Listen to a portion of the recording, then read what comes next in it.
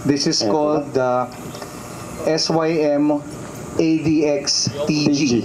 Okay?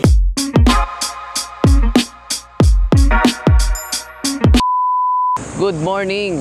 Nandito tayo ngayon sa Carmona, Cavite, sa Verdant.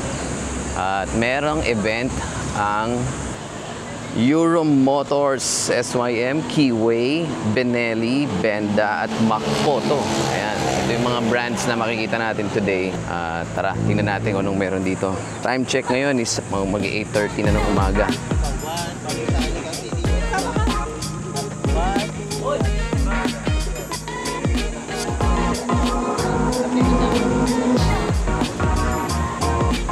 Ito gusto ko makita. Meron silang mga bobber.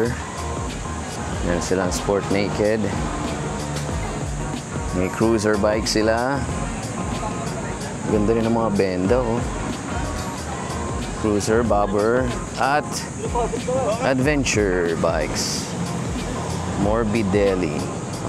Mamaya bubusisiin natin itong mga ito mamaya. Pasadamo na natin ngayon. Ito yata yung i-reveal mamaya.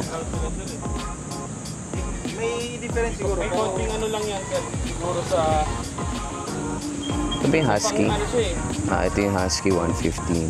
So dito ang magiging test ride circuit natin for today. Paikot doon. Dito. Ayan siya.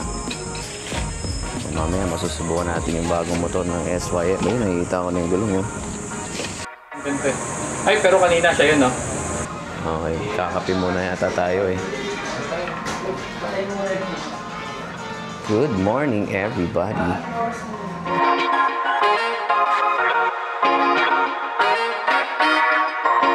Shout out sa Jet Riders! Hello! Si Sir Nonoy.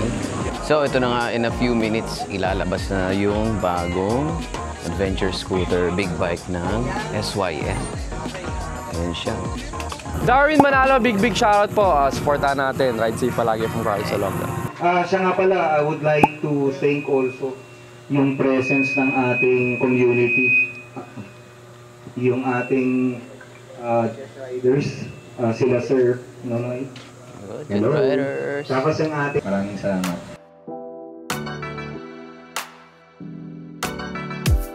This is called the SYM ADX TG. Okay? Yan. Yun. Pinakabago ni SYM, no? It's here in the Philippines already. Siguro in 60 or 90 days time, meron na tayo nito sa Pilipinas. Yung frame niya, it's the same frame as our Maxim TL, yung pinaka body niya, no, yung frame, pero may certain twist kasi this is designed to be an adventure scooter. Okay?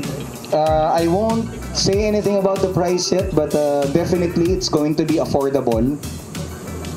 For today, special to, papayagan namin yung mga vloggers and people who ride big CC bikes to drive the unit also. Nag-vlog kasi ganyan.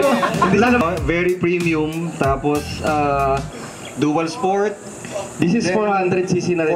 400cc na. Tapos naka big bike swing arm na rin to. Pag tinignan nyo mamaya, iba yung swing arm nito, no? Oh. So wala tong kapareho sa market. First impression ko sa ADX TG, unang-una yung seat height niya. Perfect para sa akin kasi I'm 5'10". So, hindi ako masyadong malaki sa motor. Hindi rin ako masyadong maliit. Personally, I'm adventure enthusiast sa mga adventure bike. Mas gusto ko siya compared sa ibang mga maxi scooters na meron tayo ngayon. And of course, 400cc siya. Ang lakas ng power kahit dito ko palang tinatry. Parang gusto ko na siyang ilabas sa expressway. Di ba? Para makuha ko talaga or makita ko talaga yung true power niya. Tapos yung braking system niya, very responsive. May traction control, merong ABS. So, complete all-in-one na to actually. Napakaganda, sarap i-experience. I-try mo rin, brother. Okay guys, so that's it muna for today's video. Abangan ninyo yung mga susunod nating mga reviews ng mga adventure bikes kasi talagang napakahilig ko sa mga adventure. And if you like this video, please like, subscribe, or follow this page para mas marami pa tayong mapanood na videos. So hanggang sa muli!